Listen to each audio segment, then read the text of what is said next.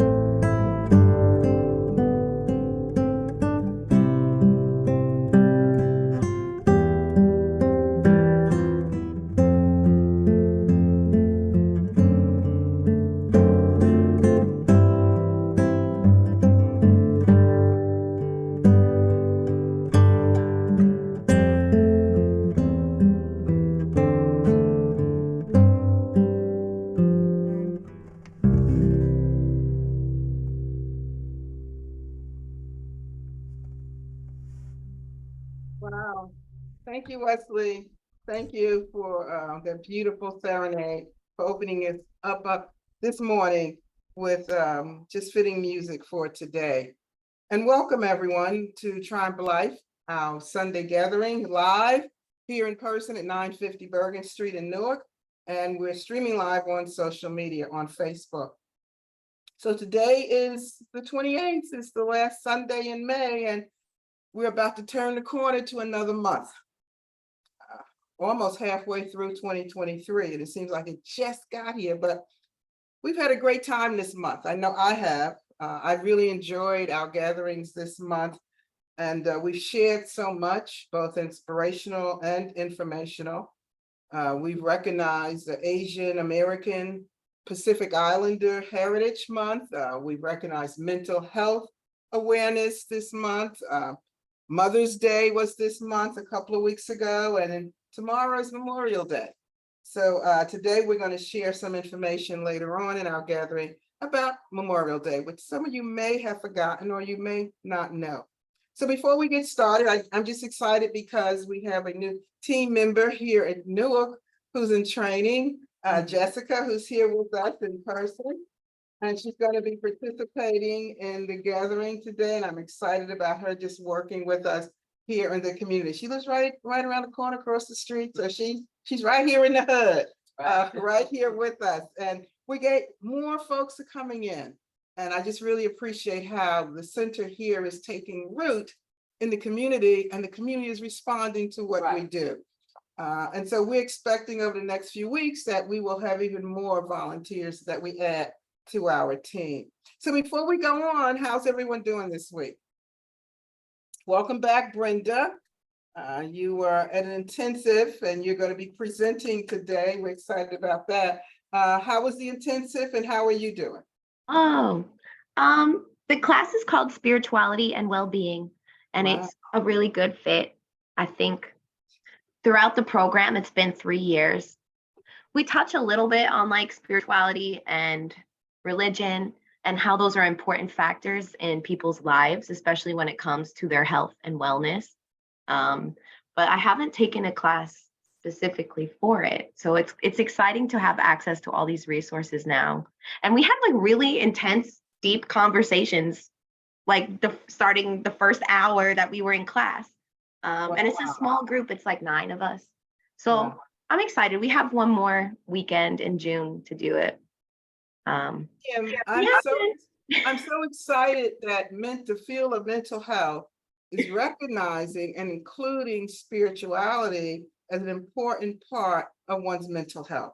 To me, that's just really groundbreaking and exciting because my field is spirituality, which I value mental health, but to see that the two fields are beginning to speak to each other and recognize that they each have value and it are important to our wholeness and well-being. That's so exciting, Brenda. So just thank you for sharing that. Sister Bettina, how are you? Welcome. Hello, peace. I'm welcome. I'm well, and yourself? Good, good. Anything exciting happening or happen? Any plans for the weekend? I just been laying low. I think today I'm gonna go out, and I just been laying low. Too much energy for me is not the best. I hear you. I'm gonna just go out today. I might go to Coney Island. Hopefully, it's not too cold over there. That was one of my husband's, one of Bishop's favorite places. When we first met, actually, when the kids were younger, we used to go to Coney Island. Haven't been there in years, but if you go, have fun. Did you go to, is Nathan still at Coney Island? Yes, it is. It's still there. They have the best hot dogs and French fries. They have the hands down the absolute best in my book. In my book. Line is still the same way. Still the same way. So enjoy if you do. Yesterday was such a beautiful day with the weather, and my grandson, who's home from college and getting employment and really, doing some of the things that young folks do to just stay engaged. He has this entrepreneurial spirit. So when he was a young boy, very young, his mom And our family, even my husband, we would all go and do flea market, meaning that we would buy a table, rent a table, and we bring whatever we had, and we would spend the day selling our stuff. We had this little business going, and we did it for a while, and it was a lot of fun, and we made good spending change doing it. But we had not done it in a while. And so Eli had asked me during the week if I would go with him. So I was so excited. I was able to go in my closet and get stuff out and just put stuff together. And yesterday we went and I spent the day with him. We made a profit. We made back, our expenses, and we more than doubled, what we put into it. And I got to even view him as the entrepreneur. I mean, I'm like, the kind of easy goer. People like to negotiate at the flea market. And I'm like, okay, yeah, whatever. He's like, no. And so I said, okay, he's the boss, he's hard nosed with it. And I'm more like, whatever they offer. But we had such a good time. And I just feel blessed to be able to spend a Saturday with my grandson, who's just about to turn 19 years old. How many 19-year-old guys want to hang out with grandma, So I feel really blessed and honored that he even asked me. And we were able to do this project together. And we're going to do it at least once a month while he's home from school. So I'm looking forward to that. It was a lot of fun. Nadia, how about you? What's going on with you? Any updates? I know you said you're just taking it easy today. Just gonna maybe walk outside after, just to get some sun. And yeah, it seems like it's nice outside. It's beautiful here, right? It's beautiful. It's beautiful. Jessica, you want to share anything with us? What I'm doing for the weekend, well, yesterday I went to the cookout, so I'm not really doing anything today.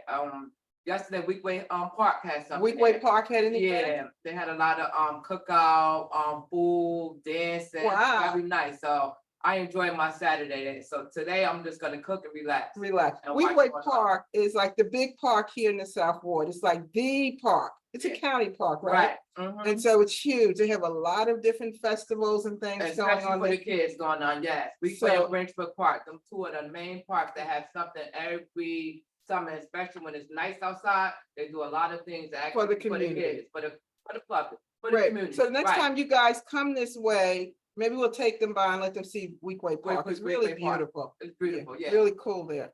You can fish there, people grill there, people skate there.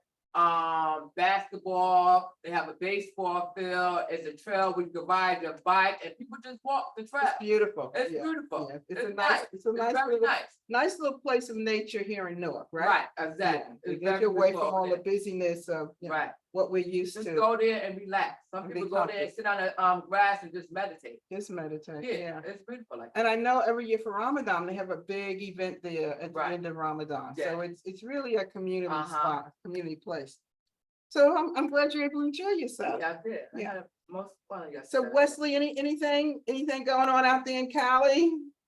Well, I just remembered when I lived in Newark at that time, I would go to the Branch Brook Park. Branchbrook, okay. I love this, the collection of the blossom, the flowers. Cherry blossoms, The cherry yes. blossom trees is over They there. have the Beautiful. most beautiful. So it's the beautiful time in Newark right now. I remember I used to always go to the Branch Brook Park. Okay, so today I'm just going to my partner's family. We're gonna have like some gathering there with friends. I'm very excited and I'm working on our new single that's becoming it's coming very emotional. So it's taking a lot of my good energy towards this. So it's very exciting. So looking forward to sharing this with you guys. Yeah, and we're going to talk a little bit more about that later. I think Minister Bina is trying to come in if someone would admit him for me. I just did. We changed the name, so we'll talk about that a little bit later and give an update. But this new single, the lyrics are just so touching, very emotional. So yeah, we'll talk a little bit more about that. So welcome, Minister Bina. Thank you everyone for just coming in and for being here today. So before we segue for our meditation, this week, there was a little bit of sadness because we lost this real treasure in the music industry, Tina Turner, Tina Turner. Anna Mae Bullock. Yeah. And so for I'm sure, I'm gonna assume everybody knows Tina Turner. If you didn't, if her music wasn't your thing, you still had to know about her. Growing up, I secretly listened to Tina Turner because in my house, her music was called the devil's music. So we couldn't listen to her music openly, but I found a way. And so Proud Mary, I can remember watching her, I don't know, with the Ed Sullivan Show or whatever, and just watching her moves and just the movie her energy. got to do with it. Yeah, her that life. movie. Well, when we didn't know, when I was a kid, we didn't know that she was in an abusive relationship as a battered woman, and it was only years later when her story came out, and I think that's what made her even more endeared in our hearts, to see her as a woman and the struggle she went through and how she was able to overcome and to start all over again. At that time, she was in her 40s, where many people would think for a woman in the music industry, you're past prime, but to really recreate herself, go from one genre to the other.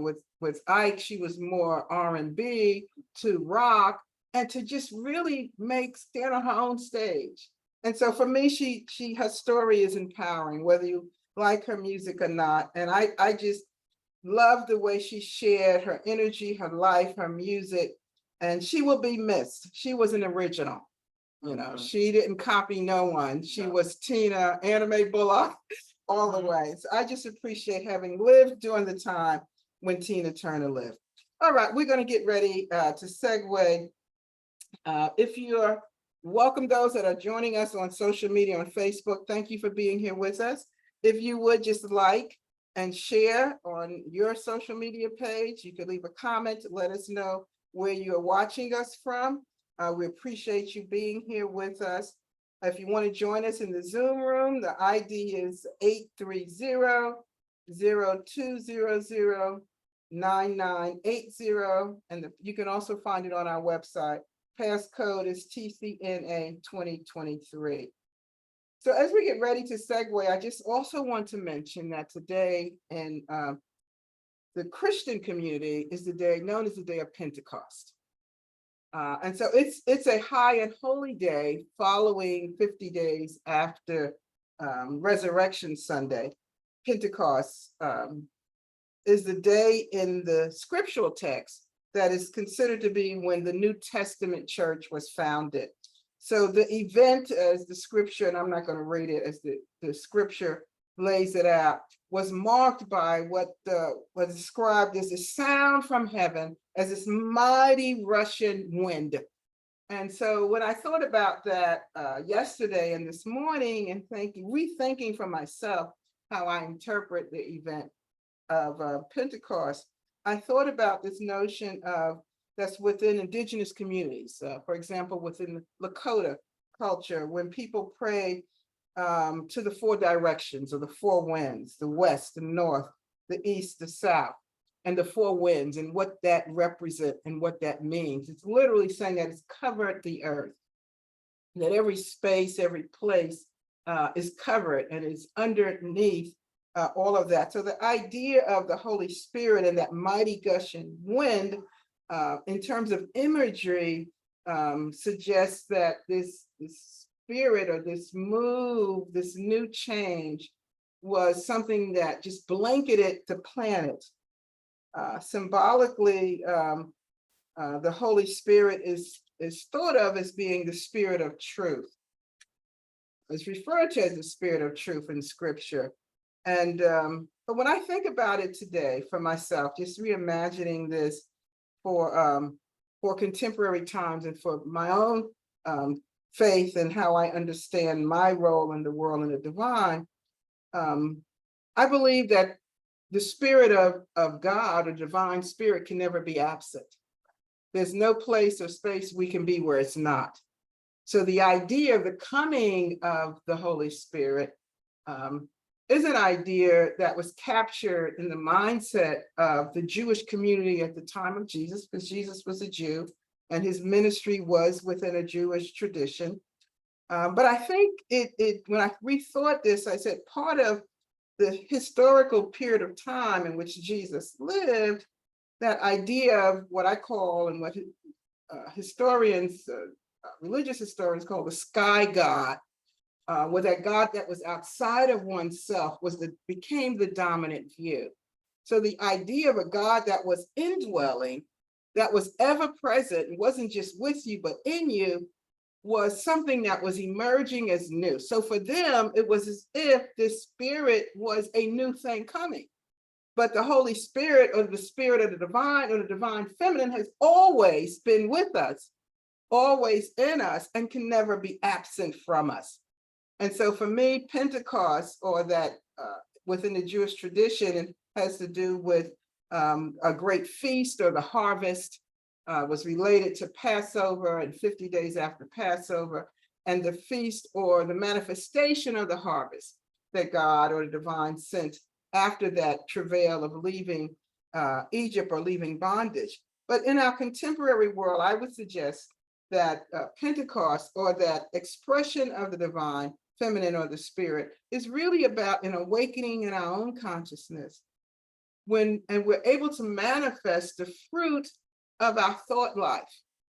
When we're able to conceive positivity, and we're able to conceive and manifest goals and ambitions in our life, that then becomes the fruit of that spirit within us. So our mantra, our meditative thought, I would say, for those that are celebrating this day would be this: I am that which I conceive myself to be in spirit. I am that which I conceive myself to be in spirit. The other thing that was representative of the Pentecost in scripture was this notion of everybody, regardless of their tradition, of their language, of their ethnicity, everybody was on one accord and could understand each other. So I also believe that a manifestation of the spirit is when we are able to accept others that are different from ourselves, where we're able to widen our circle and allow others to come to the table who we may not understand, who we may believe are very different from ourselves, but yet there is this openness to say we breathe one breath. We all proceed from one energy, from one source. So to my Christian brothers and sisters, happy Pentecost, and may you manifest both the fruit of the spirit and that spirit of unity in your life. Okay, so we're going to move now to our meditation, and Brenda is going to open us up with a meditation. Followed by Brenda, I'm going to ask Obina if he would do our opening prayer. Following the opening prayer, Fatina would come with our scripture and our quote for today. All right? Thank you, everyone. Thank you. Hi, everybody. As always, let's begin with a nice deep breath. In through the nose and out through the mouth.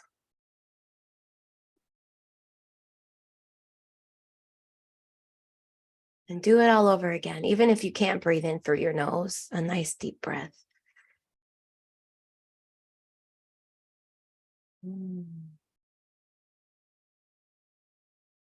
I feel like my body lights up when I give myself the chance to take a nice deep breath. And there have been moments in my life when I was not able to do so because of my health. And so now when I do it, I always think, I'm like, oh, thank goodness. It's like a feeling of relief and gratitude and honestly just bliss to be able to breathe. I recently experienced this moment that my emotions were just overtaking me. And I started feeling it physically. I felt the emotions physically, tightness in my chest, and your stomach gets all kind of knotted and just uncomfortable. And I felt, I don't know, tingling or sharpness in my shoulders and my back and just tension. And this was all just coming from a moment that I felt emotionally triggered. And this is something I've been working on, being able to identify when that trigger is occurring. And what can I do to address it in the moment? Sometimes you're out and about Sometimes you're safe in private space. Sometimes you're with other people, and maybe something that happened with those other people is what caused a trigger. But either way, something I practiced was just taking deep breaths and saying affirmations to myself. And one helpful visual that I learned about was to imagine my emotional state or whatever emotions I'm experiencing, like just coming through a faucet that's turned completely on and just letting it all like flush out until eventually it starts to run dry and there's just a few drips. And at that point, I'm able to act in a way that's more responsible and respectful towards myself and those around me. And so in this moment when I was really tense and anxious and uncomfortable, I just breathed through it and imagined this faucet. And it took a few minutes, maybe like 10 minutes of like sitting there and breathing and telling myself, okay, it's gonna be okay. You're safe. You're not in harm right now. There's no threats right now. I was lucky to be in my room at that moment. And I felt my body start to relax. And it was just another way of validating again how the breath is a tool that can help my body relax, which in turn helps my emotional well-being. And I wanted to share some of the affirmations I wrote this morning upon reflection. And I encourage you, continue your cycle of breath. And if any of these affirmations ring true for you, just hold them. How does that feel for you? First, I am safe.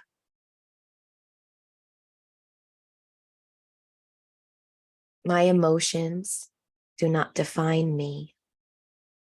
I am more than my emotions. I can feel my emotions without having to act on them. I'm lovable and special and worthy just as I am right now. My happiness is contagious.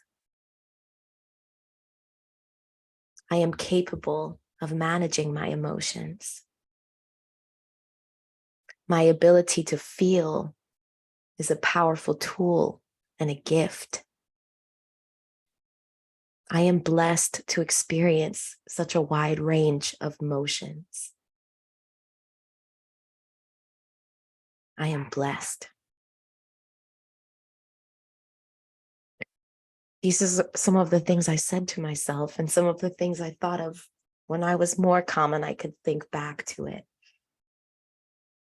It's something I've been working on personally, and I wanted to share it with you today. So I appreciate you hearing me out. Let's close with like 2 nice breaths together, and on the exhale, let out a sound or a movement. Let it loose a little bit. So in and out.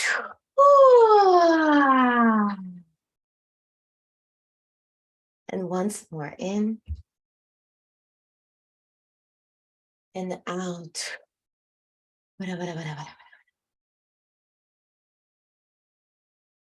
Okay. I'll pass it to Minister Obina to read our opening prayer. Thank you, Brenda. That was beautiful.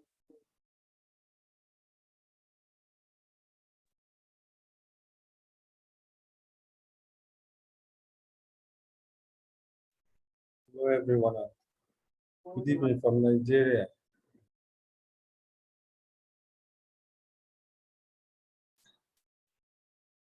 Let us pray.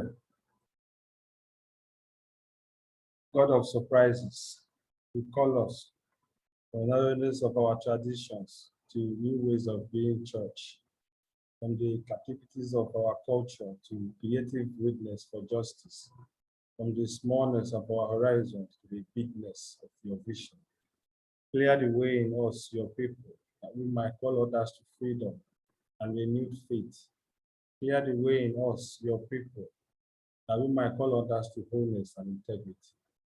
Great Spirit, you call us from fear to faithfulness, from order to clarity, from a desire to control to deeper trust, from a refusal to love to a readiness to risk. Clear the way in us, your people, that we might all know the beauty and power and danger of the gospel. Ashe. Amen. Thank you.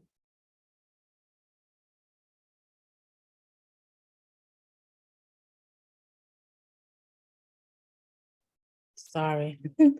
To love is to know me, my innermost nature, the truth that I am. Hinduism, Bhagavad Gita.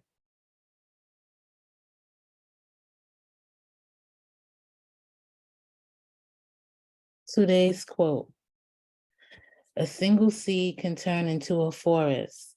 A single heart can transform a nation. Brian Tyrowara. Thank you. Thank you, Brenda, again for the meditation. Minister Bina for the opening prayer, and Brenda, Bettina for the quote and the sacred text. So how's everything, Minister Bina? Thank you for being here today. How's everything in Nigeria? Everything is fine, it's going well here. Going well? Yeah, sure. Good to see you. Good to have you here. So before we have our 7 life affirming principles, I'm going to ask Nadia if she would just share with us as we conclude this month of May and our intentional celebration of Asian American Pacific Islander Month. We have just 2 moments in Asian American history that we all should know. And I'm going to ask Nadia if she would just read that for us, and then we'll have our 7 life affirming principles.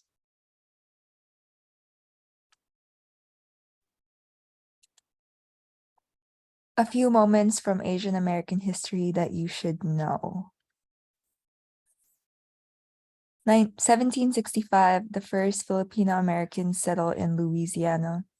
As early as the year 1765 and through the 1800s, Filipino sailors known as Manila men who worked as crew or indentured servants aboard Spanish galleons jumped ship in the Gulf of Mexico and established the first Filipino American communities in what is now known as the continental United States of America. According to historian Marina Espina, author of Filipinos in Louisiana, by the 1880s, the Manila men set up 8 villages in the bayous of Louisiana. The Manila men fought alongside the U.S. in the Battle of the New Orleans in the War of 1812, built houses on stilts similar to the nipa huts of the Philippines, became fishermen who caught and danced the shrimp on drying platforms, established ethnic organizations, and intermarried with local Cajun and Creole families, now spanning 8 to 10 generations of Filipino Americans. 1854, People versus Hall determines that Chinese people cannot testify against white defendants. With hate crimes against Asian Americans skyrocketing during the pandemic, many choose the 1882 Chinese Exclusion Act as a historical marker for how they are treated in the US. Rather, it is the notorious 1854 California Supreme Court case of People versus Hall. George Hall had been convicted of murder through the testimony of 3 Chinese eyewitnesses. On appeal, the court disqualified the testimony. California banned specific groups, Negroes, Blacks, Indians, and mulattoes, from testifying against whites, but Chinese was not included. This judge became legislator by interpreting through his convoluted logic that the Chinese were Indian and or Black. The opinion spewed vile racism, citing the imminent threat that if Chinese people can testify against whites, they would become full equal citizens. This marks the beginning of how discrimination against Asian Americans became the norm. Nadia, thank you for sharing that. This was so important for me. First, the first Filipinos that settled in Louisiana. I didn't know this history. My family, as I've shared often, my mom is born in New Orleans, Louisiana. So I have deep family roots in the state of Louisiana. And I've studied some Louisiana history, but I didn't know this. So this was something that was interesting for me. And I did know about the Chinese defendants could not testify against a white American grouped with other people of color. And as I shared last week, I think it's so important when we think about the various communities within this country that at one point in time was considered people of color for purposes of controlling them and not allowing them to have equal rights with the dominant culture. And so in many ways, we have shared histories in this country of discrimination and hate crimes and abuse. And even today, the hate crimes that we see against Asian Americans, we can trace that back even to 2 centuries ago, pretty much. So it's always good to know our history, because when you know your history, it will help you not stumble in those same errors and mistakes as before. So again, thank you, Nadia, for just sharing that as we close out. And I hope that as we close out this month, that we spark something in our viewing audience and our listening audience to say, hey, I want to know more about this diverse community that we call Asian American Pacific Islander. And we learned last week that there are many, many, many, many, many, many, many, many different groups that are under that label. And so just learning more about different cultures is a beautiful thing. All right, so Nadia, if you would come with our 7 life-affirming principles. Again, thank you. Prime 7 life-affirming principles. Community agreements. 1, we agree that life is in the breath and breath is life.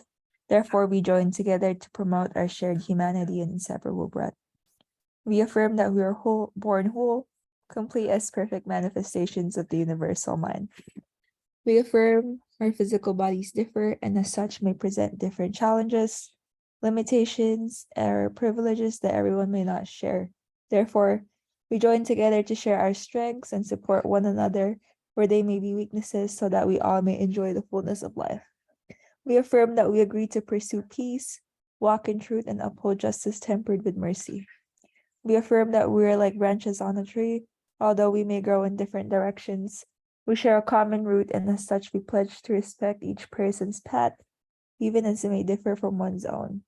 We agree to walk in agreement that it is all right to disagree, and we protect and safeguard this right in so much as the state of disagreement upholds an affirmation of life.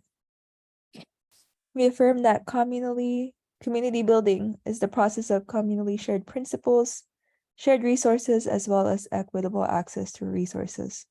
Therefore, we commit to being agents of an open culture that welcomes everyone to participate in the life of the community, with the provision that we also hold each other accountable for acts that do not support the life-affirming principles of our awareness, while equally looking for and enacting a commitment to forgive and restore in the spirit of humility and love. Lastly, we affirm the earth and all that dwell therein are manifestations held within the universal mind, and humanity's role is to be faithful stewards of this earth and demonstrating respect and dignity for all beings, the sacredness of Mother Earth, and our commitment to caring for her as we care for ourselves. Ashe and Amen. Thank you, Nadia. That's who we are. We breathe one breath. We have respect for each other, even in our differences. And we support difference. We celebrate difference. Thank you again. So now is the time for our sacred readings. Bettina, how do you want us to proceed? I will do the first and the third. I'll start it off. Anybody else wanted to join in? No? Okay, I do number 2. All right, so First and the third, number 2. the last? No. So I'll do the last one. Me or Jessica will do the last one. All right, number 4. Okay. 4th reading. All right. Okay. So as always, Wes will start us out with our sacred music, and then we will proceed with our readings. May these bless you. Again, they're all coming from Asian traditions. I think 2 are from Buddhism, 2 or 3.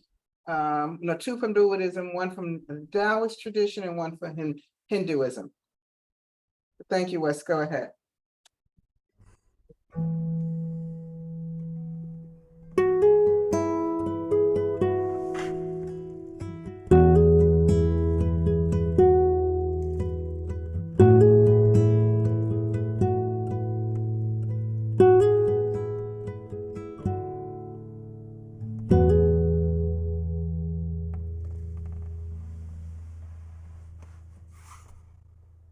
You're on mute, Latina. Thank you. Sitting cross-legged, they should wish that all beings have firm and strong roots of goodness and attain the state of immobility, cultivating concentration. They should wish that all beings conquer their minds by concentration, ultimately with no reminder. When practicing contemplation, they should wish that all beings see truth as it is and be forever free of oppression and contentation.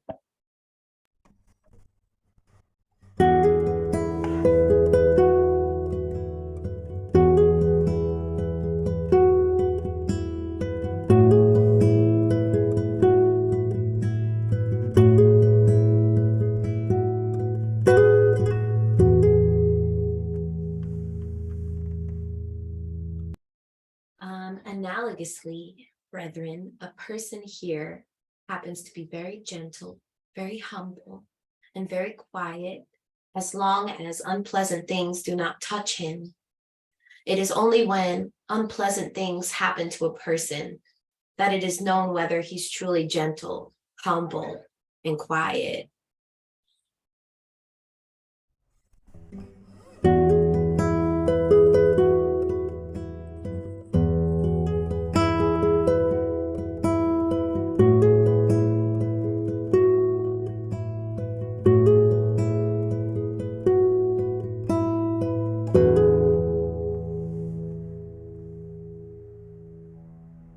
Birth is not a beginning. Death is not an end. There is existence without limitation. There is continuity without a starting point. Existence without limitation is space. Continuity without a starting point is time. There is birth, there is death, there is issuing forth, there is entering in. That door which one passes in and out without seeing its form is the portal of God.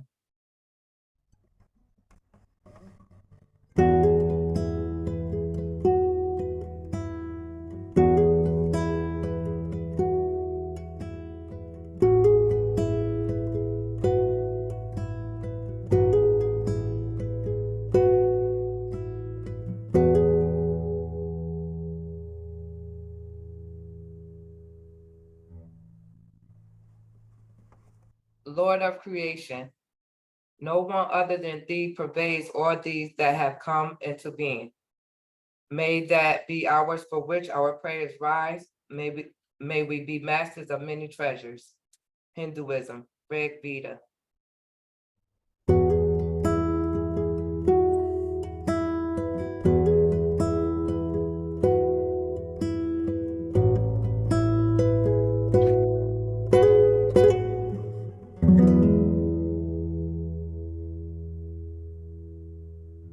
All right, word.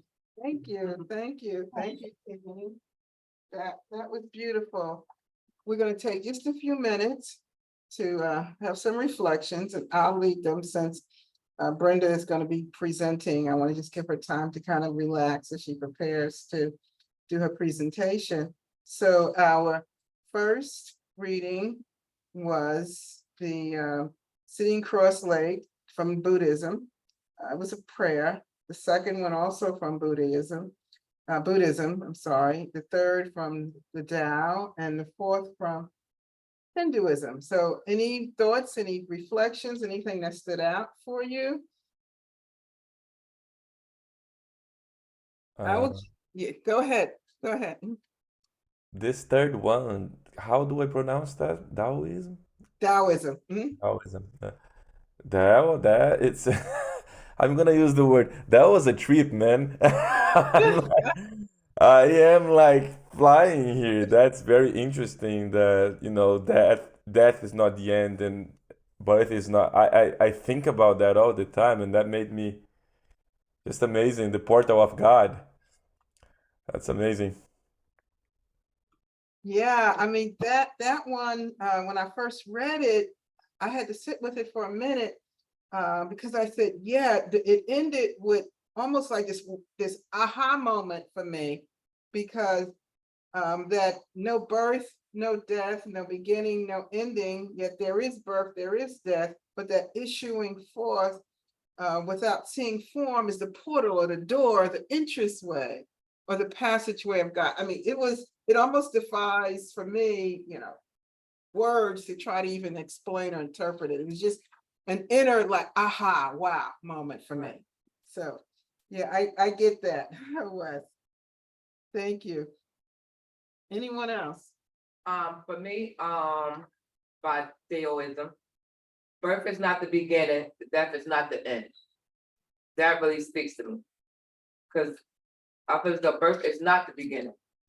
And when you die, it's really not the end, because you're going on to everlasting life, if you believe in it. And I'm a spiritual person, so I believe in the everlasting life. So no beginning and no end. No beginning, no end. end. And I like to say we were never born and we will never die, because spirit never Right. born and the spirit never dies. And I Right. think this is what you're seeing here. So thank you. Because this is really, how they say, this is, we're just borrowing this body. This is really not ours. You know? Yeah. We're just borrowing it. Our soul is deep down, is with God. Yes. Yeah. Thank you. Thank you, Jessica. I also liked, I thought was interesting was the second reading. And I thought this was like kind of like a way of word of knowledge, looking into understanding our own character and the character of others, when with what is suggesting a person happens to be very gentle, very humble, and very quiet, as long as unpleasant things do not touch them. This idea that for most of us, we have really maybe good positive energy when things are seemingly going right for us. And we can be the kindest, nicest, gentlest person under good circumstances. But the real test of character, I think, is when life seems to be not so kind to you in the moment. Can you still be kind? Right. How you act on reaction. Like, that's what you said, right? Yes. How you respond So, in situations. right. We can all, hi, good morning, Sister Dom. Good afternoon, Sister Dominique. Welcome. How can I be kind to you even when you're not kind to me? I mean, it's easy to love the lovable, right? Yeah, I mean, that's no challenge. Right. It's a challenge to love what seems to be unlovable. It's hard to be kind to someone that seems to be treating you unkind.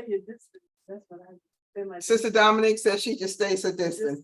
And so I say, whatever works for you in the moment is what is right. And do unto others what you want done to you. Right. You know, and if you don't feel comfortable in certain situations, remove yourself from that situation. Don't let nobody break your peace. Good advice. And you can remove yourself and still not be unkind to them. Right. Yeah. You know, you don't have to stay in a situation where someone is not treating you in a kind way. You can remove yourself from that. And you can do that in a kind way. Yeah. Travis, one of our team members who is not here, hasn't been with us for a few weeks. He used to have this saying, it would be kind, but you don't have to be nice. It's a difference. So, you know, kindness, I think, is just becomes a way that you are. Kindness is an energy. You're just a kind person. Nice is a whole nother level, something different. So thank you. Anyone else before we move on? We got one more thing we want to cover before Brenda takes the platform. And we want to make sure she has enough time for her presentation. Yes. Yeah, I wanted to piggyback on what is it, Taoism? Yes. Yes. I was actually, I don't know, I was taking a spiritual bath, and I was just like saying to myself, like, I know that we've been here many, many moons, you know, and we're just having a spirit, having a human experience. And I'm like, yeah, I'm at a point where, you know, yeah, I want children, but I'm like, I don't necessarily have to have children of my own. Like, I just know that I'm just that nurturing and that mother figure to a lot of other, Mhm. you know, entities and beings. And I just feel like that's a point in my life where I'm like, I necessarily don't have to have children to be a mother, you know? And Exactly, exactly. Mhm. like, since without limitation is space, you know? Continuity without a starting point is time, you know?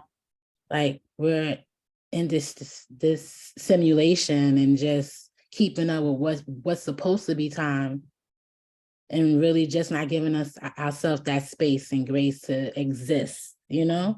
So Yes, yes. out to me. And I literally had that whole conversation to myself about the, you know, just being and just holding space and just giving people space and grace. So yeah, that stuck out to me. Yeah, that was beautiful. Thank you, Bettina. And Um, thank you. Yes. Anyone else? All right, so take these sayings with you and meditate on them, and may they bear fruit in your consciousness and allow the expansion where you're able to just bring in ideas and thoughts and people that are different from yourself. Okay, so thank you everyone for sharing in those readings. As we continue on, I wanted to just share one more thought before we get into our special presentation for this week. And Sister Jessica is going to come and share that with us. Memorial Day is tomorrow, Monday, the 29th.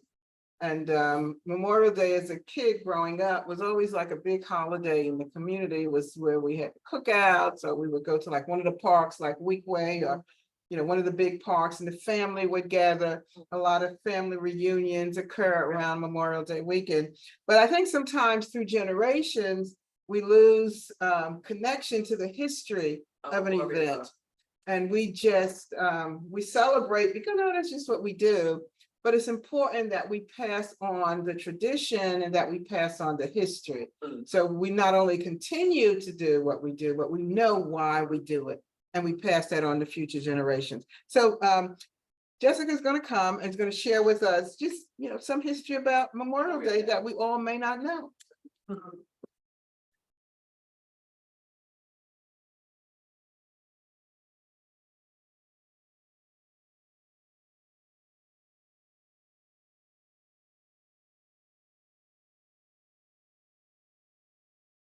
What do you know about Memorial Day?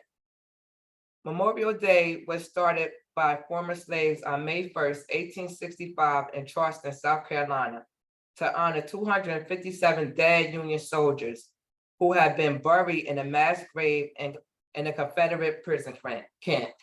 Excuse me, guys. They dug up the bodies of work for 2 weeks to give them a proper burial as gratitude for fighting for their freedom. They then held a parade of 10,000 people led by 2,800 Black children, where they marched and sang and celebrated. What do you know about Memorial Day? The observance was originally known as Decoration Day. By the late 1860s, many Americans had begun hosting tributes to the war's fallen soldiers by decorating their graves with flowers and flags. It was Union General John A. Logan who called for an official nationwide day of remembrance on May 30th, 1868, a date chosen because it was the anniversary of a particular battle. In the aftermath of World War I, the holiday evolved to commemorate fallen military personnel in all wars. In 1950, Congress passed a resolution requesting that the president issue a a proclamation calling on Americans to observe Memorial Day as a prayer for permanent peace. In 1968, Congress passed the Uniform Monday Holiday Act, which established Memorial Day as the last month in May, but it didn't actually become an official federal holiday until 1971. President Bill Clinton signed the National Moment of Remembrance Act in 2000, which asks Americans to pause and observe a national moment of remembrance at 3 p.m. local time. Thank you, guys. Thank you, Jessica. Thank you. Thank you for sharing that. Yeah, I don't know if I don't know if everyone was aware of that, but yeah, that's how Memorial Day got started. And so a lot of folks don't know that many Blacks fought in the Civil War.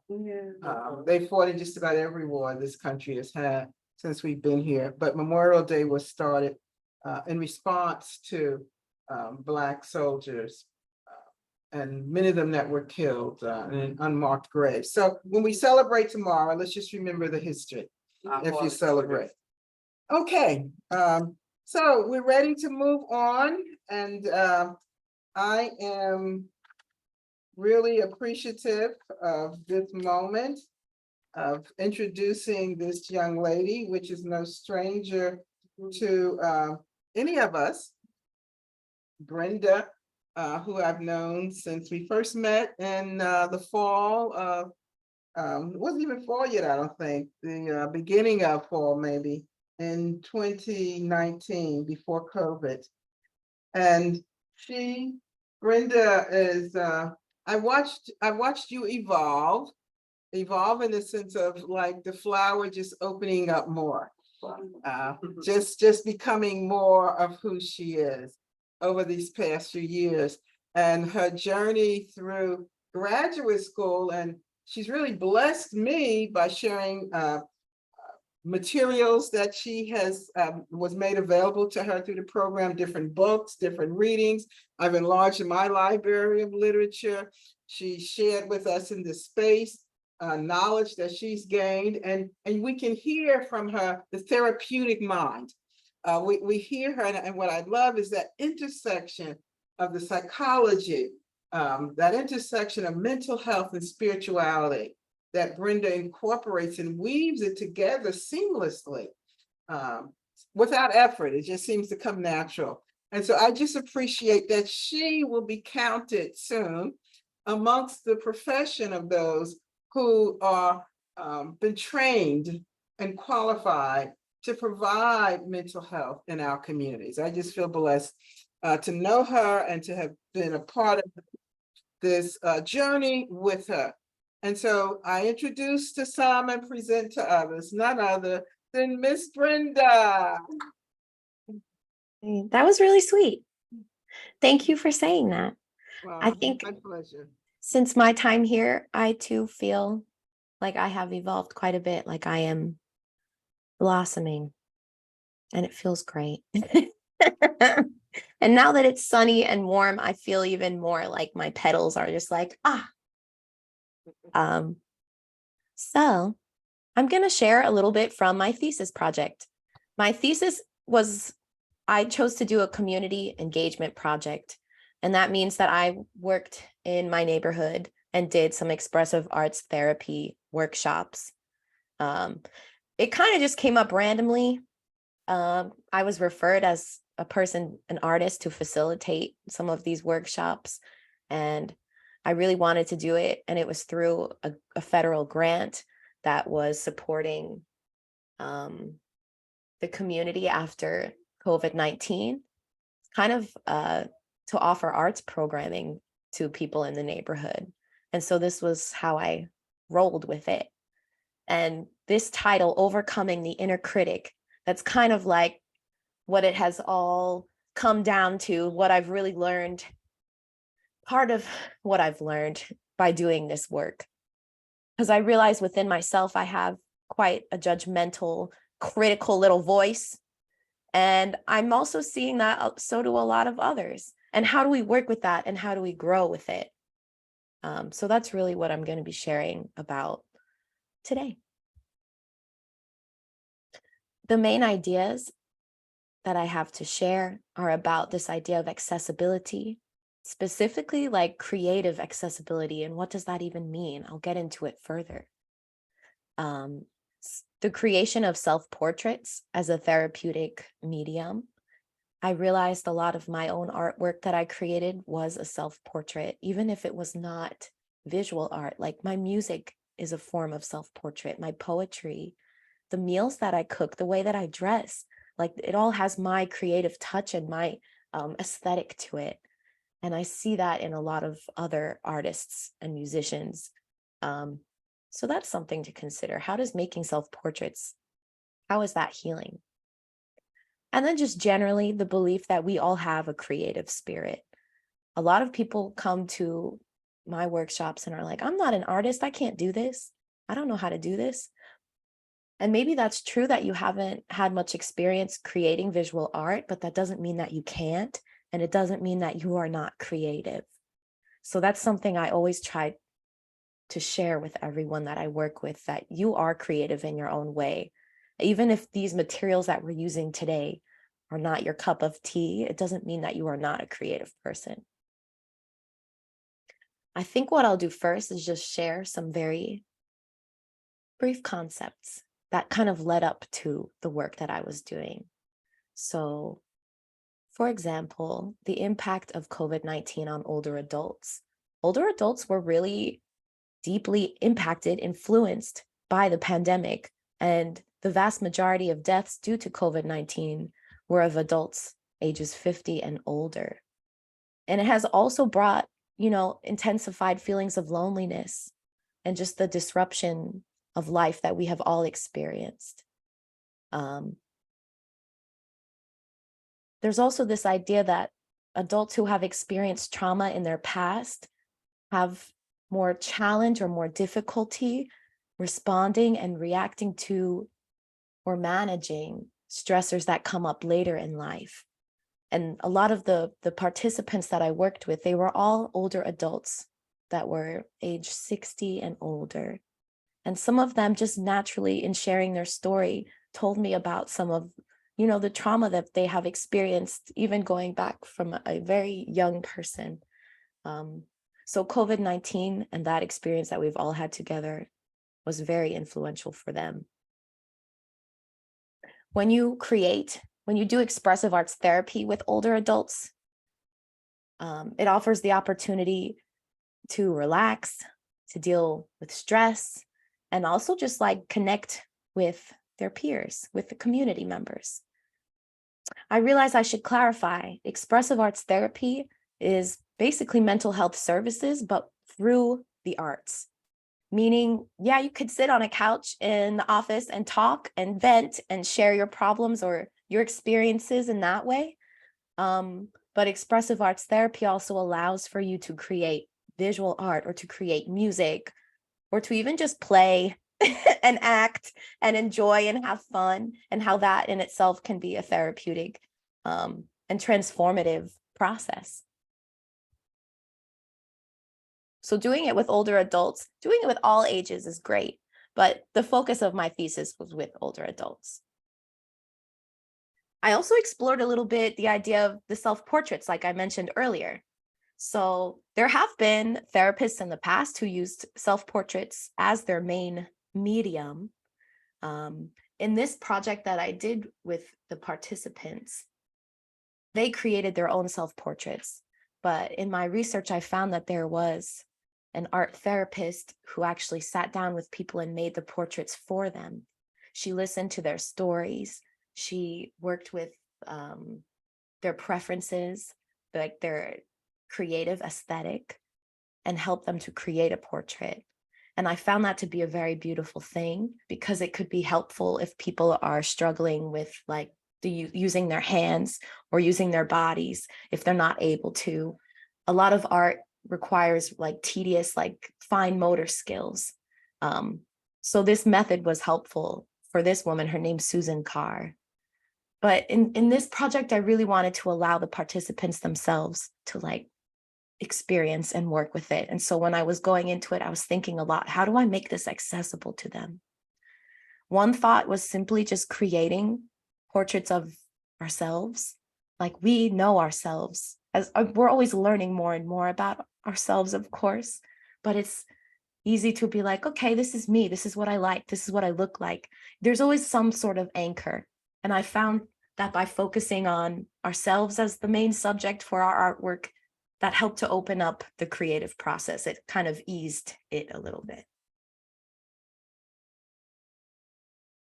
In continuing with this idea of accessibility, generally, creating art is an accessible practice. Again, thinking about that situation when you go to a therapy room and you sit on the couch and, you know, maybe a lot of emotions come up, you really have to use your words. And that can be difficult. Maybe you don't speak the same language as your therapist and there's a little bit of a barrier there. Or maybe you're not able really to process and verbally what you're experiencing physically and emotionally. So using the arts is another way to kind of interact with what your experience is without feeling that pressure of having to form words and talk.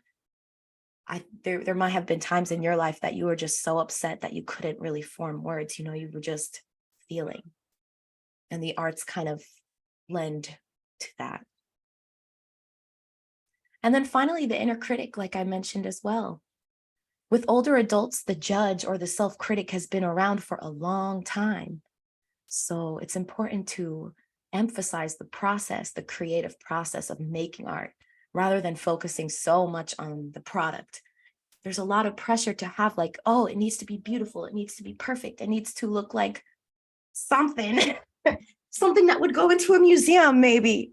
But I really challenge that belief, because even just the feeling of using a paintbrush or gluing and sticking things down or moving different images and shapes and colors around your canvas can be the therapy. It doesn't have to be like the creation of this perfect product. So I'll continue forward and I'm going to start showing some imagery. In my paper, I really had to do like the whole, like, you know how you have the intro, the method, the results, discussion. So that's kind of how it's framed in this slideshow, but I'll make it more casual. So like I said, we did a series of workshops and they were about an hour and a half long. And I included all different types of materials. It was great that none of the participants had to pay for anything. They just got to show up and enjoy it. So a lot of it was like collage materials. And paint and sticky, shiny things and yarn and anything else I could get my hands on, quite honestly. And one thing I did was show some examples of self-portraits. So you see right here, this is Frida Kahlo. From 1940, she created this portrait of herself. And she has these animals in the background. Her hair is adorned. Her neck is adorned. It's very beautiful. And it's quite literal. It's an example of how she looks with some symbolic images around her. This one is also a really literal self-portrait. It's called a triple self-portrait. And I found it to be so interesting, or if you hear that word meta, when things like fold in on themselves over and over. So there's 3 versions of him here: his back, his reflection in the mirror, and the picture that he's painting. I thought it was funny. And I just thought it was another interesting way to show, maybe showing yourself doing something. Another example is the split face. This idea that, you know, we have multiple parts to ourselves. So one side is she's all made up. She's, you know, she's looking happier, content. And the other side is like this blue, this sadness, it says in the tears. And I really appreciate this idea as an expression of like, there's multiple parts of us. And that was another idea that participants could use. A portrait made of words. I wanted to encourage people, like, you don't have to draw or feel the pressure to like draw a face with eyes, nose, and mouth, because sometimes it's intimidating. Like, I'm not the best drawer either. So a lot of times I use collage. I use images that I cut out that I can rework So I don't have that pressure of like, oh, it has to be the perfect eyeball. The proportions have to be perfect. Like, nah, enjoy it. So this is one way a person used words and to describe themselves in colors and different patterns. Another example with words, but these words were cut out from magazines and newspapers.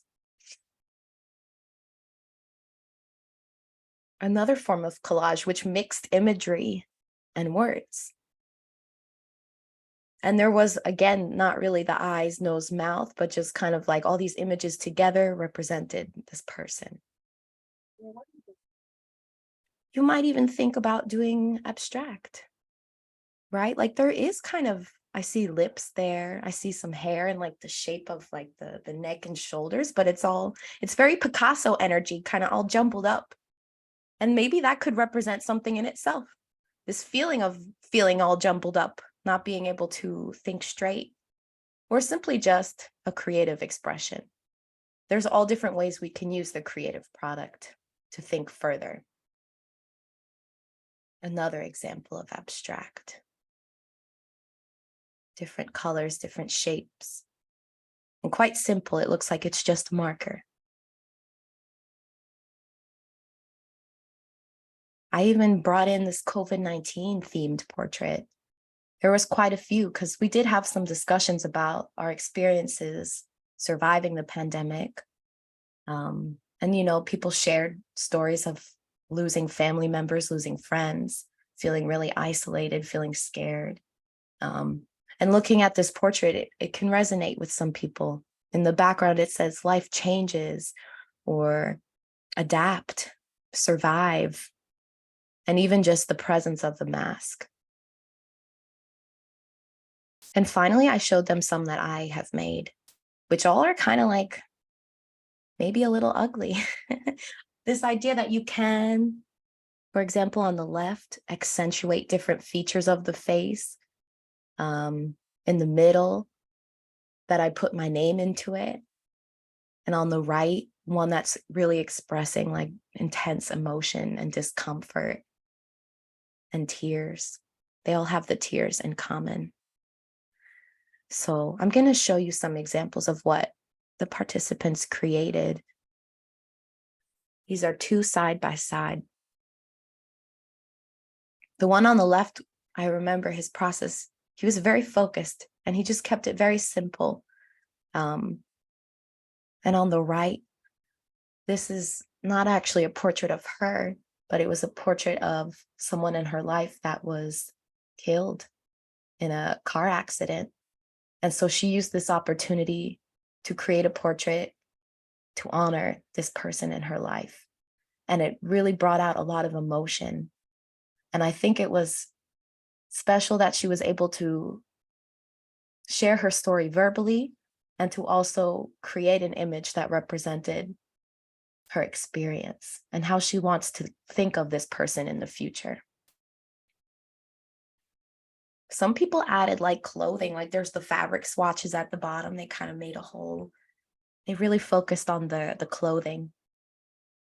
And on the right, they included their skin color. A lot of it was left plain, but this person included their Black skin and also some tears, which was an interesting contrast to some of what was below. All of this like light, flowery, happy energy.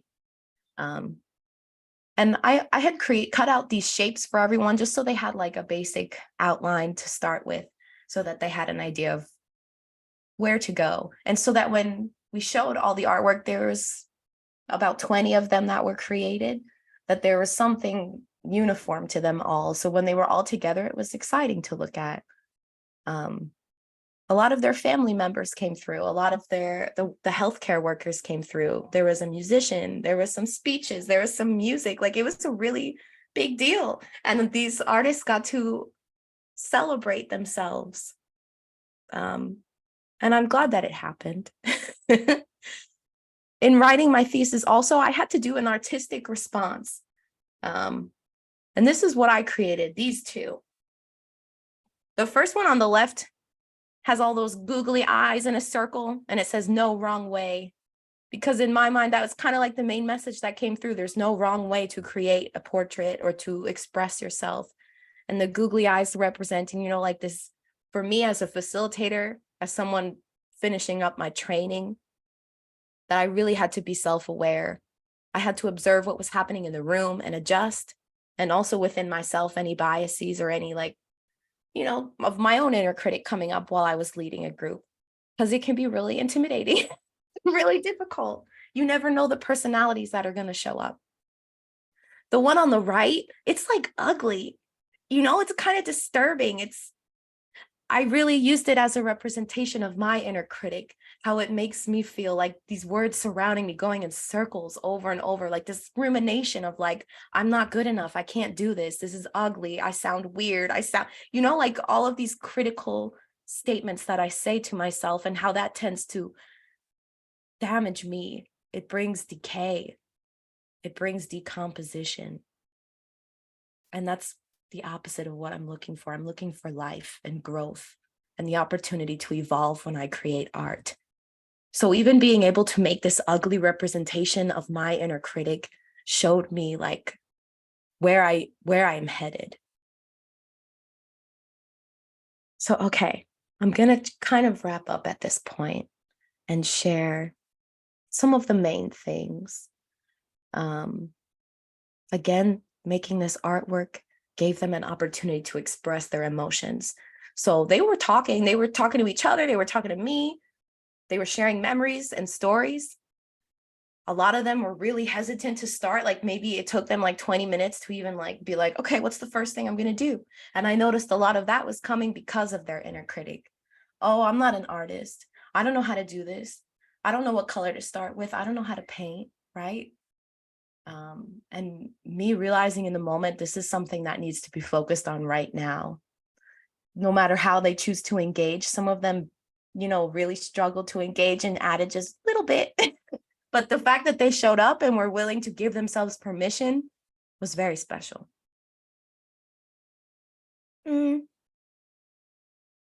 I guess I'll just end with this idea of there's no wrong way to engage. So there's one expressive arts therapist, her name is Natalie Rogers. She describes psychological freedom, but I kind of twisted it to this idea of psychological and creative accessibility, because as a person who's leading, as a counselor, as an artist, it's up to me to create a psychologically safe space in a place that people can feel comfortable to create. So throughout my paper, I explored some methods and strategies of how to make that happen that I learned on the spot, that I didn't read about before, that just kind of came through experience. And I have some discussion questions for us. We're running out of time, but I'm offering do, these Brenda, yeah. questions, and or if you have comments or thoughts that came up while I spoke. If you'd like me to go back to any images, I'm happy to do that too. Brenda, you know what I like? One of your portraits that I really like was the COVID-19 one. Ooh. Because that's when things really change, right? When the pandemic hit, things, a lot of things, right? Life changes, because that's when things really change. When COVID-19 came, a lot of people lost their job. Their, you know, due to COVID-19, a lot of people lost their jobs, their businesses, a lot of things. A lot of, like you said, a lot of other people. We lost a lot of elders that got sick from COVID-19. I was a home health aide. I lost my job due to COVID-19. You know, a lot of elders were scared. They didn't want a lot of young people coming into their home because their immune system was so weak and they were scared of going to the hospital and dying, you know? So that picture right there with life changes, COVID-19. I really like that one, Brenda. Nice. It is really a collective traumatic experience that we've all shared, which how interesting that we as humans get to experience it together in this tiny little blink of time. Yeah. So Brenda, I just love this creative arts therapy idea. And for those of us, as like myself, who don't really think of myself as creative in that way, in some ways, but not in terms of art. I like that you shared there's no wrong way. And so I think that was really great. Just kind of lowering that expectation of what this should look like. Right. I personally, I like the two that you showed where, with the eyes going around and The disfigured yes, face. and the disfigured face. Because I thought the no wrong way one really suggests this, if there's many different ways of seeing things, that's how I interpreted that. And then the one next to it, which I call the disfigured face, felt like the inner critic. It felt like, for me, the person inside looking out, that oftentimes has such high expectations that they're unreasonable for self, not for others necessarily, but for oneself. And so just seeing that really is a distortion, for me. What I would like to just ask, I would love for at some point when we're all together to be able to offer this kind of creative arts therapy here at the center in the community. Would you ladies like to participate in something like that? Great. And I can imagine, Brenda, it can become emotional. I know I've done in my spirituality classes in graduate school, working with clay and making shapes, which was very emotional for me. How does all of this, as you end this, how does this get to that place within someone emotionally? What's the connection between the creative arts and tapping into one's deeper emotional trauma? Some of us have experienced trauma as childhood, as you acknowledged. How does that bring that up in a way that's wholesome and healthy to help a person heal or to move through that? Wow. The first thing that comes up is this idea that's called the expressive therapies continuum, which is almost like this gradient of how we interact with our creative spirit. And you could do it through the body, like sensory, like, the five senses, and touching and moving and dancing without much like cognitive thought. A lot of the trauma that we experience is stored in our bodies. And that's why we have these experiences of triggers where we like get completely overwhelmed, and it's hard to really think rationally in those moments. So when you engage your body, in a more physical way, even just like you mentioned, the clay and touching and shaping something, molding something, that brings that out of us. As you go through the gradient, you also get to the emotional, perceptual side of things, how you perceive reality, how you think about reality. And then the cognitive symbolic is really the much more, I guess, I'm going to say intellectual part of ourselves, the rational, logical part of ourselves. And this creative spectrum goes through all of those parts, the heart, the body, and the mind. And that's one way that we tap in. Wow. Well, thank you. That. Thank you. Thank you for sharing. And we'll have to just do this again where we can just get more engaged in discussion. And certainly when we're here, when Brenda's here with us in person, we'll schedule and plan to have you do this kind of workshop with us in the community. So we'll have you come back for final thoughts since you are the presenter today. So think about how you want to just tie this together before we end. And I'm going to ask Bettina if she would come now with our affirmations for mental health. And those of you, if you're on mute, if you're here, you can just follow along with Bettina as she shares in our hearing our affirmations for our mental health and well-being. Yes. Affirmations for mental health and well-being. I will no longer be addicted to suffering. I will create my power. I am doing the inner work it takes to shift into higher consciousness. I navigate my consciousness from my current reality to my desired reality. I say goodbye to my ego and welcome my higher purpose. My self-awareness is transcending struggle and ego-driven ambitions. I have released the past. I am willing to enter new high vibration realities. I am in the process of eliminating my feelings of separateness. I am beginning to feel spiritually connected to the whole universe. A profound awakening is overcoming my mind and spirit. I will experience many shifts of belief during this coming time. I'm going to say that again. A profound awakening is overcoming my mind and spirit. I will experience many shifts of belief during this coming time. I have learned many important lessons in life. I admire the person I have become today. I am this amazing person because I choose to shift from ego to spirit. As I shift away, I look at things, the things I look at shift. I have a choice in how I view reality. Ashe. Ashe. Those are beautiful. And again, take these with you. Brenda gave us some in the beginning in her meditation. We can go back, find us on social media. We'll upload this on YouTube, and we can just put these in our hearing, in our consciousness, in our spirit during the week. It becomes our spiritual medicine, our spiritual healing, a way of keeping ourselves grounded in spirit and grounded in truth. All right, we're going to segue and do our announcements.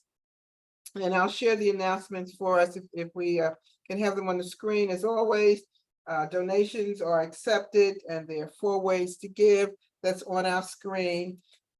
We do want to share that we're going to be launching our biannual fundraising drive beginning June 15th through July 15th. So 1 month period where we're going to have a goal set. Many have asked me about how to support this, the Life Center here, and how to support the ministry. During this month, it will be your opportunity to support in a big way. So we'll be sharing updates on that over the coming days. Next Sunday, Reverend John will be back with us, and he will be sharing. His topic will be the God of our mothers and fathers, and we're always inspired and lifted up and informed when he's here. The second Sunday in June, next Sunday is the first Sunday in June. Wow. The second Sunday in June, Minister Obina and our Nigerian ministry will be hosting the event, and we always enjoy them because they have beautiful singers and music, and so we're looking forward to that. A reminder, on Tuesdays, 7 p.m. To 8 p.m. is our community Bible study right here, 950 Bergen Street with Pastor Eric G. Andrews.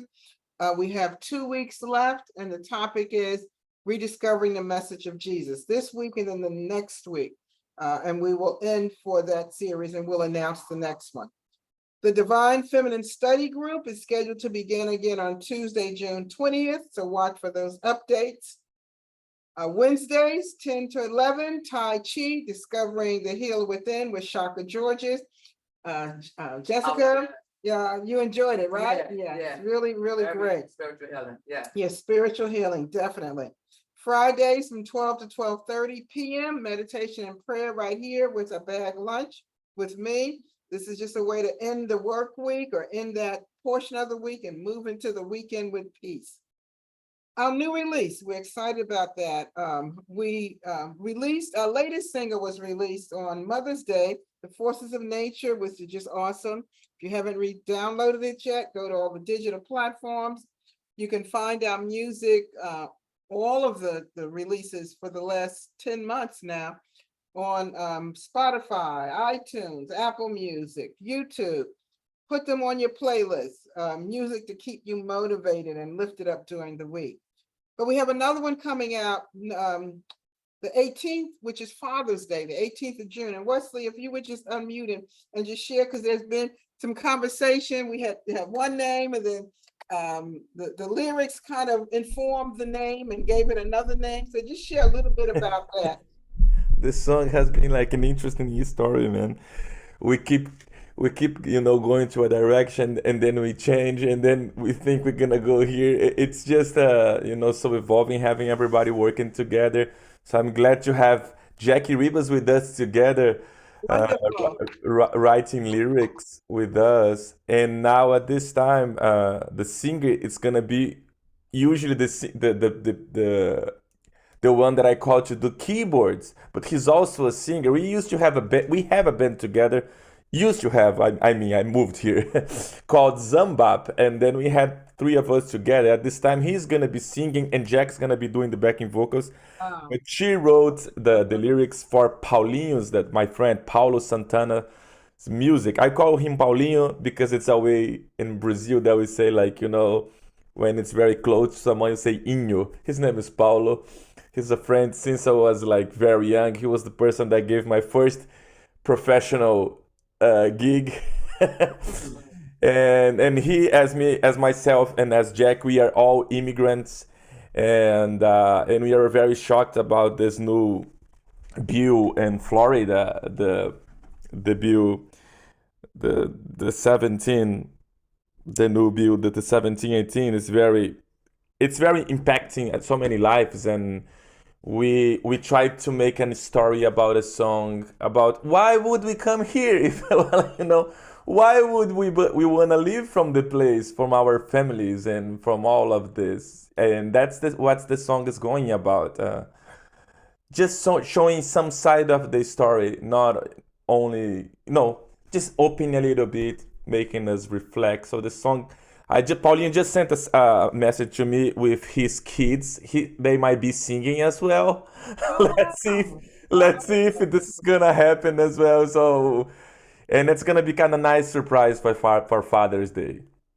Yeah, and what I like it because it shows our triumph solidarity with marginalized communities. And it was interesting, I had someone from the community this week that was talking to me that comes to our Friday meditation that was sharing. He was helping someone that's an immigrant try to get their paperwork together. And before he even knew about the song, and when he was talking to me about just helping someone in the community with that, and the challenges that they have, and I shared with him how that's important to us here at Triumph Life, and that we're actually releasing a song.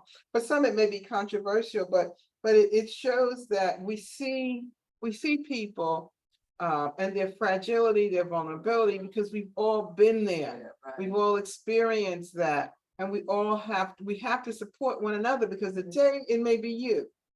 Tomorrow it may be you. The next day it'll be me. So whenever we see laws, and we see politicians, and we see people targeting particular groups, we have to be the ambassadors of love. We have to be the ambassadors of inclusion. We have to be the ambassadors of compassion and kindness in the community. So I'm looking forward to this, Wesley. And we'll talk more about that as we get there over the next few weeks. So as we prepare to close out, thank you, everyone. This has been awesome. Brenda, thank you for putting your heart and soul in this. I'm going to have Jessica is going to come and do the words to live by. Did y'all enjoy Jessica today? Thank you. Hey, it's so exciting. Yeah, I'm just excited to have her here. Dominique is here with us.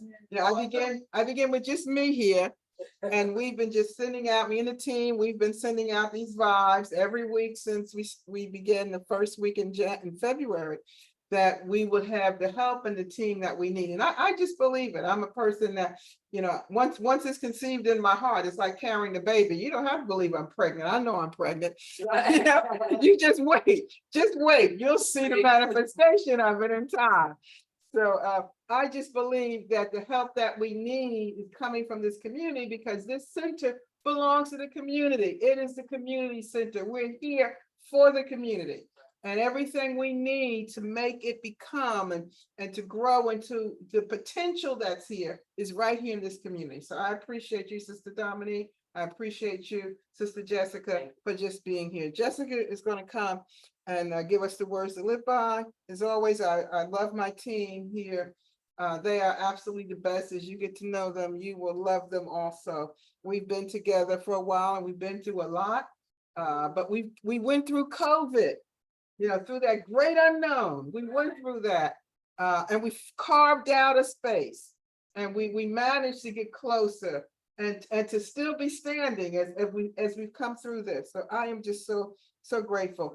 Come on, Jessica, with our words to live by. Following Jessica, Brenda will have the last say, and if she would give the closing remarks, and then Wes, you want to do the music afterwards, right?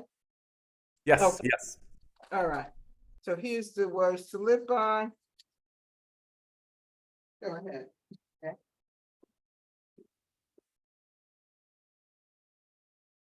Words to live by. To be beautiful means to be yourself. You don't need to be accepted by others. You need to accept yourself. Ditch that hand.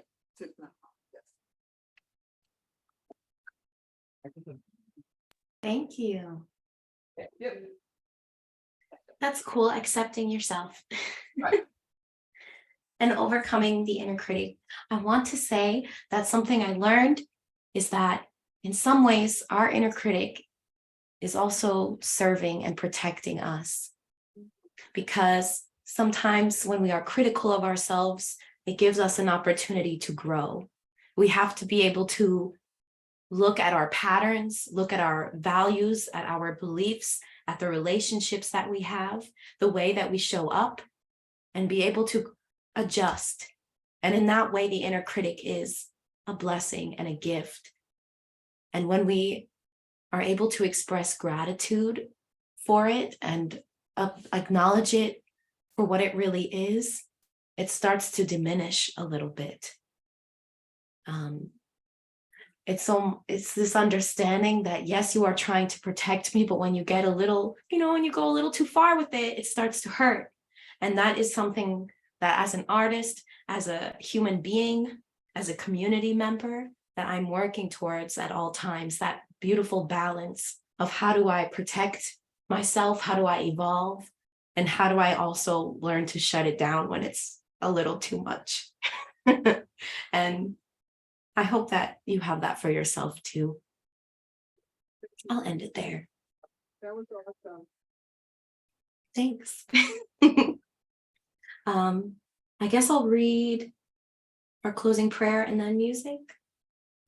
Wes will come close out with the music. Thank you, Brenda. Thank you, everyone. Thank you, community. We love you. We'll see you next time here at Charmed Life. All right.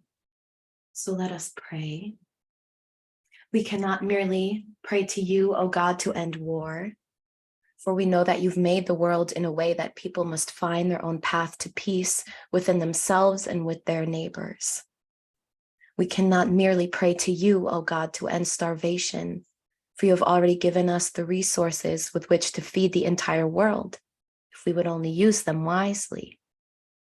We cannot merely pray to you, O God, to root out prejudice, for you have already given us eyes with which to see the good in all people, if we would only use them rightly. We cannot merely pray to you, O God, to end despair, for you have already given us the power to clear away slums and to give hope, if we would only use our power justly. We cannot merely pray to you, O God, to end disease, for you have already given us great minds with which to search out cures and healing, if we would only use them constructively. Therefore, we pray to you instead, O God, for strength, determination, and willpower, to do instead of just pray, to become instead of merely to wish. Ashe. Amen. Brenda, where did you get that from? Nice. Oh, my God. Oh, it's on the slides. Oh, I'll give you. Thank you. As my tears roll down, the silence of my peace rings. Never was I lost, always found. What have I to lose? Echoes of my dreams show my truth, a life that's meant for me and you.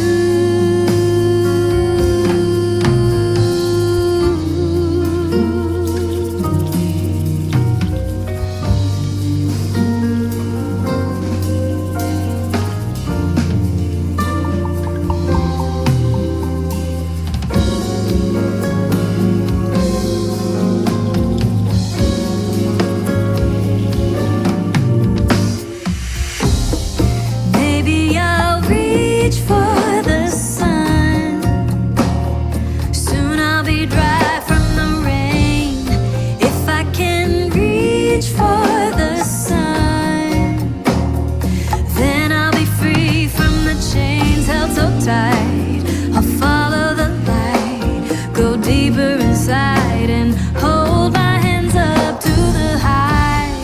If I just reach for the sun, I can reach for the sun. Maybe I'll reach for the Okay. Yeah, I don't know whether I lost the sound or it went out, but that was beautiful. I was just sharing with Jessica and Dominique that's one of ours. Yeah. Yeah, that was beautiful. So thank you, everyone. We'll see you next week. We're gonna stop the live stream now. Bye, guys. Nice to meet you.